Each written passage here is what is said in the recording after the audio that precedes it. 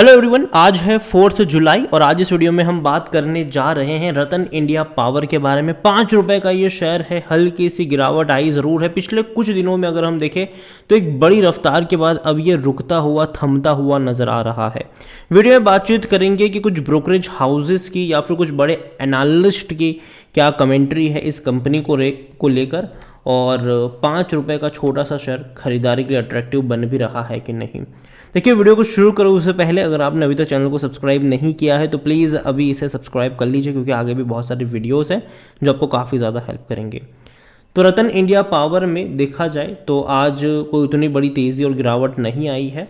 5 रुपये 30 पैसे के आसपास शेयर ट्रेड कर रहा है, लेकिन पिछले एक महीने में अगर आप देखो तो 53% तक दौड़ा है ये शेयर। 3 रुपये 35 पैसे से रफ्तार ऐसी बनी कि 5 रुपये 60 पैसे पर गया, बाद में करेक्शन वापस से आया, 4 रुपये 85 पैसे पर गया, वापस तेजी पकड़ रहा है अभी ये। अगर बात करें पिछले एक साल की तब 55% का ग्रोथ है, लेकिन ग्राफ काफ़ी इंटरेस्टिंग है। जब तेज़ी आती है ना तो अंधाधुंध बहुत ही कम टाइम में इतनी तेज़ी आ जाती है कि खरीदारी का टाइम भी नहीं मिल पाता, लेकिन जब गिरावट आती है तो धीरे धीरे धीरे धीरे धीरे धीरे जाता हुआ ये नज़र आता है।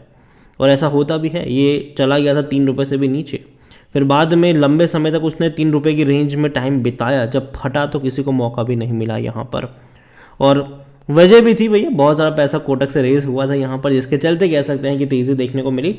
यहाँ पर अगर हम बात करें रतन इंडिया पावर में तो अभी ये अपने हाई लेवल पर है, पिछले एक साल के हाई लेवल के आसपास देखने को मिल रहा है।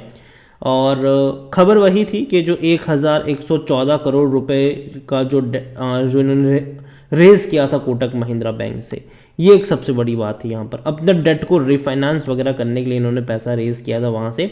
और अब देखिए, the company has earlier concluded a landmark resolution with estimated lender Eastwide lenders for 1,350 megawatt Amravati thermal power plant in December 2019, whereby the loans from Indian banks and financial institutions were taken over by reputed institutional financial institution including Goldman Sachs and Worthy Partners, और with along 15% stake।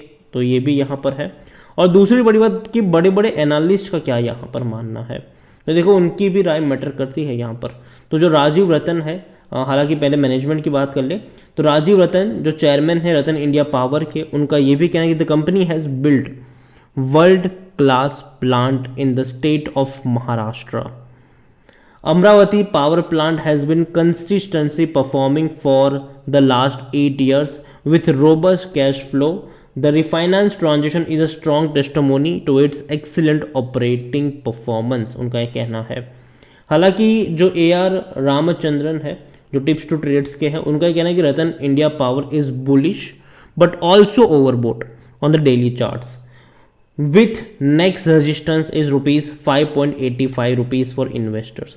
तो देखो यहाँ पर एक resistance है 5 रुपये 85 पैसे के आसपास, and investors should book profit at current level as a daily close below support 420। तो यहाँ पर अगर उनका ये कहना है कि अगर मान लीजिए कि 4 रुपये 20 पैसे तक ये अगर गिर जाता है तो कमिंग डेज में 2 रुपये 85 पैसे तक के भी लेवल देखने को मिल सकते हैं, तो प्रॉफिट लेना चाहिए, ये उनका कहना है। ठीक है। वैभव कौशिक जो है, जो रिसर्च एनालिस्ट है GCL ब्रोकिंग के, उनका एक अलग मत है यहाँ पर। उनका कहना है कि Ratan India power has given strong breakout above ₹4। The stock is now ready to touch ₹10 level. Keep strict stop loss placed as ₹3.70। उनका कहना है कि भाई 3 रुपये 70 पैसे पर स्ट्रिक्ट स्टॉप लॉस लगाइए और तेज़ी को रेल करिए, और 10 रुपये तक का टारगेट देखने को मिल सकता है, ये उनका कहना है। VLA अंबाला जो है, जो रिसर्च एनालिस्ट है स्टॉक मार्केट टुडे के, उनका कहना है कि the stock is still bullish, so investor can hold it for more targets between ₹6 to ₹10। And जो स्टॉप लॉस वो बता रहे हैं वो ₹3.80 के आसपास का है। यहाँ पर अगर हम बात करें तो Ratan India power is a private power generation company with install capacity of 2700 megawatt thermal power plant at Amravati and Nashik की अगर हम बात करें तो दोनों में इनके पावर प्लांट है, अमरावती और नासिक में, और दोनों में 1350 मेगावाट है, मतलब 2700 के आसपास ये बनते हैं। It has accumulative investment worth 18,615 crore का कहना है यहाँ पर। देखो कंपनी मैं मान के चल रहा हूँ कि एक छोटी सी पैनी स्टॉक ज़रूर है, लेकिन अगर आप ग्राफ इसका ऑब्जर्व करोगे तो हर बार जब भी इसने कोई बड़ी तेज़ी पकड़ी है ये गिरा है, बड़ी तेज़ी पकड़ी गिरा है, बड़ी रफ्तार पकड़ी थी वापस गिरा था, बड़ी रफ्तार आई फिर गिरा था ये। तो तेज़ी गिरावट का खेल यहाँ पर चलता रहेगा। यहाँ पर बात करी जाए फंडामेंटल्स के तौर पर अगर हम देखें इस कंपनी को, तो इसका जो मार्केट कैप है वो 2,878 करोड़ के आसपास का है। छोटी सी कंपनी है ये, हालांकि पॉजिटिव में बहुत कुछ नहीं है बल्कि नेगेटिव में बहुत ज़्यादा है। इनके जो करंट असेट्स हैं वो इनकी करंट लायबिलिटीज़ से भी कम है। आरओई भी देखिए तो कुछ ठीक ठाक नहीं रहा इनका। कंपनी के जो नेट प्रॉफिट मार्जिन है वो भी कम है। क्विक रेशियो भी यहाँ पर कुछ ठीक ठाक नहीं है। कंपनी में अगर परफॉर्मेंस की बात करी जाए तो हाँ, क्वार्टर ऑन क्वार्टर परफॉर्मेंस में थोड़ा सा सुधार जरूर आया था, लेकिन एक्सपेक्टेड था, ठीक है, क्योंकि मार्च क्वार्टर में डिमांड ज़्यादा होती है, जून क्वार्टर में भी डिमांड ज़्यादा होती है क्योंकि गर्मी वाला महीना होता है। तो आपको रेवेन्यू बढ़ते हुए नजर आए हैं, वो कि जो कि आए मार्च क्वार्टर में 900 करोड़ का इनका रेवेन्यू रहा, जो पिछले साल 823 करोड़ का था, तो बढ़ा ज़रूर है, ठीक है। इवन इससे पहले के दिसंबर क्वार्टर में भी 850 करोड़ के आसपास का रेवेन्यू था। यहाँ तक बात करें प्रॉफिट्स की तो यहाँ पे कुछ चीज़ें सही नहीं लग रही है, क्योंकि कंपनी 900 करोड़ के रेवेन्यू में 485 करोड़ का लॉस कर रही है। तो लॉस है यहाँ। इवन इससे पहले के क्वार्टर में भी 480 करोड़ का लॉस था, इससे पहले के क्वार्टर में भी 517 करोड़ का लॉस था। तो नुकसान यहाँ पर ज़्यादा हो रहा है, प्रॉफिट नहीं हो पा रहा है। रेवेन्यू भले ही इनके थोड़े बहुत इंक्रीज हुए, लेकिन लॉस यहाँ पर ज़्यादा है, और ये कहीं ना कहीं एक सबसे बड़ा प्रॉब्लम इस कंपनी के लिए हो सकता है कि भैया लॉस इनको ज़्यादा हो रहा है। उसकी सबसे बड़ी वजह है इंटरेस्ट, क्योंकि देखो लोन लिए हैं इन्होंने, ठीक है, इंटरेस्ट वगैरह पे करते रहते हैं। ये 650 करोड़ का तो इंटरेस्ट पे किया इन्होंने, और यही वजह होती है। और ये इंटरेस्ट अगर आप देखो तो बढ़ रहा है, और यही वजह है कि भैया इनको रिफाइनेंसिंग वगैरह की ज़रूरत पड़ती है पैसा वगैरह रेज करने के लिए, और इसके लिए इनको अपने प्रॉफिट को ये तभी बढ़ा पाएंगे जब चीज़ें बेहतर होगी इनके लिए। आप खुद यहाँ पर देख सकते हैं कि 900 करोड़ के रेवेन्यू में अगर आप इतना सारा निकल कर जा रहा है तो प्रॉब्लम होगी आपसे, ठीक है।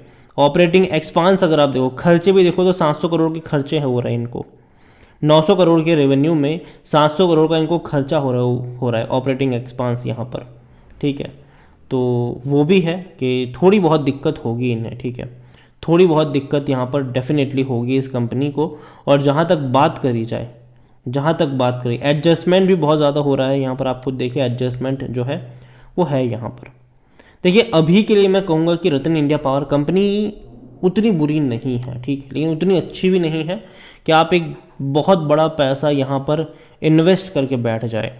क्योंकि देखो यहाँ पर ना, देखो ऐसे मोमेंटम क्रिएट होंगे, ठीक है। ये जो पिरामिड्स हैं वो पहले भी बने थे, आगे भी बनेंगे इस तरीके के पिरामिड्स।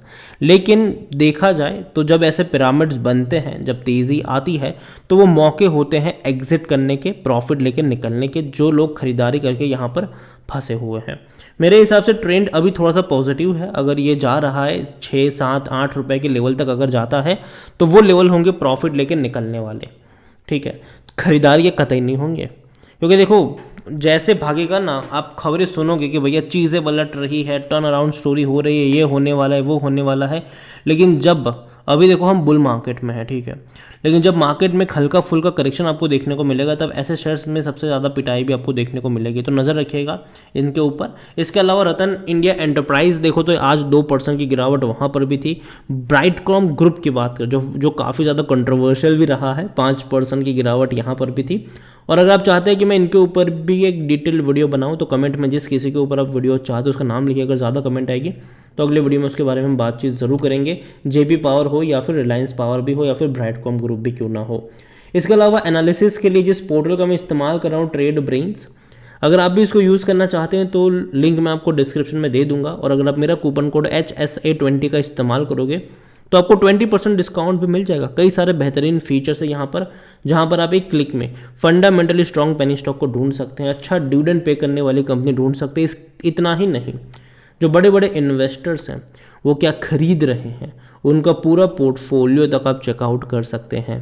और कई सारे शेयर्स आपको ऐसे मिलेंगे जिसका नाम तक आपने सुना नहीं होगा। तो जाइए, लिंक डिस्क्रिप्शन में है और मेरा कूपन कोड यूज़ करिए। वीडियो को यहीं पे एंड करूँगा, पसंद आया हो तो लाइक करें, शेयर करें। चैनल पर अगर आप पहली बार हैं तो प्लीज़ सब्सक्राइब करें। और रतन इंडिया पावर के बारे में आप क्या सोचते हैं वो भी आप मुझे कमेंट में लिख के बता सकते हैं। Thank you.